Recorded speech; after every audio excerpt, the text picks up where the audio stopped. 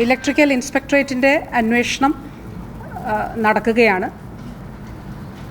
PWD electrical വിഭാഗം പ്രാഥമികമായിട്ടുള്ള ഒരു അന്വേഷണ റിപ്പോർട്ട് സമർപ്പിച്ചിട്ടുണ്ട്.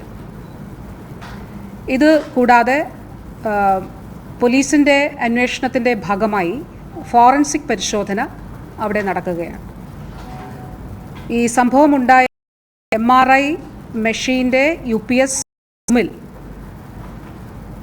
ഉൾപ്പെടെ ഫോറൻസിക് ടീം ഇപ്പോൾ പരിശോധന നടത്തുന്നുണ്ട്. ഇപ്പോൾ ഫോറൻസിക് സംഘത്തിൻ്റെ പരിശോധന, PWD ഇലക്ട്രിക്കൽ വിഭാഗത്തിൻ്റെ പരിശോധന, ഇലക്ട്രിക്കൽ ഇൻസ്പെക്ടറേറ്റിൻ്റെ പരിശോധന അവർ ഇപ്പോൾ നടത്തുകയാണ്. ഈ അന്വേഷണങ്ങൾ പൂർത്തിയായി ഒരു റിപ്പോർട്ട് വരുമ്പോൾ മാത്രമാണ് എന്തുകൊണ്ടാണ് ഇത്തരത്തിലുള്ള ഒരു സംഭവം ഉണ്ടായത് എന്നുള്ളത് നമുക്ക് മനസ്സിലാക്കാനായിട്ട് സാധിക്കുകയുള്ളൂ. PWD ഇലക്ട്രിക്കൽ വിഭാഗത്തിൻ്റെ പ്രാഥമിക റിപ്പോർട്ടിലുള്ളത്, അതോടൊപ്പം ഇന്നത്തെ മീറ്റിങ്ങിൽ ഈ വിഭാഗങ്ങളിലെ ഉദ്യോഗസ്ഥർ പറഞ്ഞത്, ഒന്നുകിൽ ഷോർട്ട് സർക്യൂട്ട് ആയിരിക്കാം, അല്ലെങ്കിൽ ബാറ്ററിക്കുള്ളിലെ ഇൻറ്റേർണലായിട്ടുള്ള എന്തെങ്കിലും പ്രശ്നങ്ങൾ കൊണ്ടായിരിക്കാം എന്നുള്ളതാണ്. ഏതായാലും ഇത് സംബന്ധിച്ച് സാങ്കേതികമായിട്ടുള്ള ഒരു റിപ്പോർട്ടാണ് നമുക്ക് ആവശ്യമായിട്ടുള്ളത്. സാങ്കേതികമായ ഒരു കണ്ടെത്തലിന് മുൻപ് ഇന്നതാണ് അതിൻ്റെ കാരണം എന്നുള്ളത് നമുക്ക് കൃത്യമായിട്ട് പറയാനായിട്ട് സാധിക്കുകയില്ല. ഈ MRI മെഷീനെ സംബന്ധിച്ചിടത്തോളം, അതോടൊപ്പം MRI മെഷീൻ്റെ UPSനെ സംബന്ധിച്ചിടത്തോളവും 2026 ഒക്ടോബർ വരെ ഇതിന് വാറൻറ്റി ഉള്ളതാണ്. ഫിലിപ്സിൻ്റെ മെഷീനാണ് MRIക്ക് ഉള്ളത്. അതുകൂടാതെ ഈ UPSും അതുപോലെ UPS അനുബന്ധ ബാറ്ററികളുമായി ബന്ധപ്പെട്ടും നിർദ്ദിഷ്ട ഏജൻസി കൃത്യമായ മെയിൻ്റനൻസ് 6 മാസത്തിനിടയിൽ ഉള്ള മെയിൻ്റനൻസ് ആണ്. അതായത് 6 മാസത്തിന് ഇടയിൽ ഒരിക്കൽ അവർ പരിശോധിക്കണം എന്നുള്ളതാണ്. ഇതുവരെ പ്രത്യേകമായിട്ടുള്ള പ്രശ്നങ്ങളൊന്നും തന്നെ ഈ UPSുമായിട്ടോ ബാറ്ററികളുമായിട്ട് ബന്ധപ്പെട്ടിട്ടോ റിപ്പോർട്ട് ചെയ്തിട്ടില്ല. അങ്ങനെ ഒരു പ്രശ്നം ഉണ്ടായിട്ടില്ല എന്നുള്ളതാണ് ബയോമെഡിക്കൽ എഞ്ചിനീയറും അതോടൊപ്പം തന്നെ ഇതുമായി ബന്ധപ്പെട്ട ഡിപ്പാർട്ട്മെൻറ്റുകളിലെ ഡോക്ടേഴ്സും സാക്ഷ്യപ്പെടുത്തിയിട്ടുള്ളത്.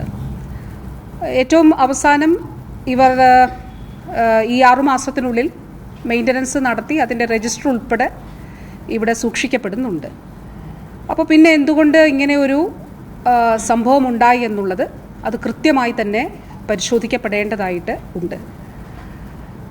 എത്രയും പെട്ടെന്ന് ഈ പരിശോധന പൂർത്തിയാക്കണം എന്നുള്ളതാണ് ഇപ്പോൾ നൽകിയിട്ടുള്ള നിർദ്ദേശം.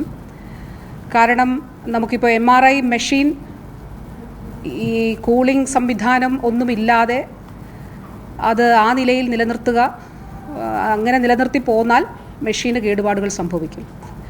അപ്പോൾ അതുകൊണ്ട് അതെങ്ങനെയാണ് അതിന് വേണ്ടിയിട്ട് PWD ഇലക്ട്രിക്കൽ വിഭാഗവും KSEBയും ഒക്കെ ചേർന്നുകൊണ്ട്, അതുപോലെ ആ ഏജൻസിയുമായിട്ട് ബന്ധപ്പെട്ടുകൊണ്ടും എങ്ങനെയാണ് മെഷീന് കൂടുതൽ മറ്റ് കേടുകൾ, ഇപ്പോൾ മെഷീന് നിലവിൽ കേടുപാടുകളൊന്നും വന്നിട്ടില്ല, അപ്പോൾ എങ്ങനെ അത് സംരക്ഷിക്കാൻ കഴിയുമെന്നുള്ളത് അവർ ആലോചിച്ചിട്ട് അതിൻ്റെ നടപടികൾ സ്വീകരിക്കുന്നുണ്ട്. ഇതുകൂടാതെ പോലീസ് കേസ് രജിസ്റ്റർ ചെയ്തിട്ടുണ്ട്. 2 കേസുകളാണ്. ഒന്ന് അസ്വാഭാവിക മരണവുമായിട്ട് ബന്ധപ്പെട്ടിട്ടുള്ള കേസുണ്ട്. 2 ഈ ഒരു തീപിടുത്തവുമായിട്ട് ബന്ധപ്പെട്ടിട്ടുള്ള കേസ് എടുത്തിട്ടുണ്ട്. അപ്പോൾ ഈ കേസിൽ അവർ സമഗ്രമായിട്ടുള്ള അന്വേഷണം നടത്തും. നമുക്ക് ഈ PMSSY ബ്ലോക്കിൻ്റെ താഴെയുള്ള നിലകളിൽ ഉൾപ്പെടെ CCTV ക്യാമറകൾ ഉൾപ്പെടെയുണ്ട്.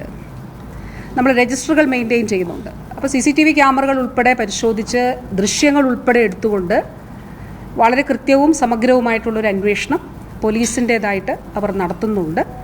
അതിൻ്റെ CCTVയുടെ ദൃശ്യങ്ങൾ കണ്ടെത്തുന്നതിന് വേണ്ടി ഹാർഡ് ഡിസ്ക് ഉൾപ്പെടെയുള്ളവ മെഡിക്കൽ കോളേജ് പോലീസിന് കൈമാറുന്നതാണ്.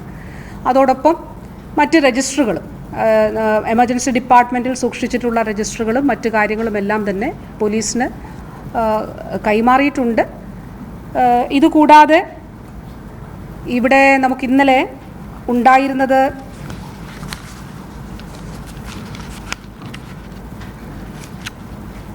151 പേഷ്യൻസാണ്. അതിൽ 114 പേർ ഇപ്പോഴും മെഡിക്കൽ കോളേജിൽ അവർ ചികിത്സ തുടരുന്നുണ്ട്.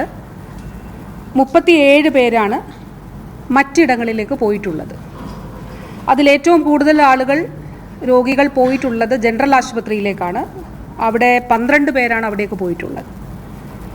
ഇതുകൂടാതെ Iqra, baby memorial, MIMS, Nirmala, cooperative hospital, പിന്നെ സ്റ്റാർ ഹോസ്പിറ്റൽ, അങ്ങനെ വിവിധ സ്റ്റാർ കെയർ ഹോസ്പിറ്റൽ, അങ്ങനെ വിവിധ ഹോസ്പിറ്റലുകളിലായിട്ട് രോഗികൾ പോയിട്ടുണ്ട്. ആകെ 37 പേരാണ് മറ്റ് ഹോസ്പിറ്റലുകളിൽ ചികിത്സ തേടിയിട്ടുള്ളത്.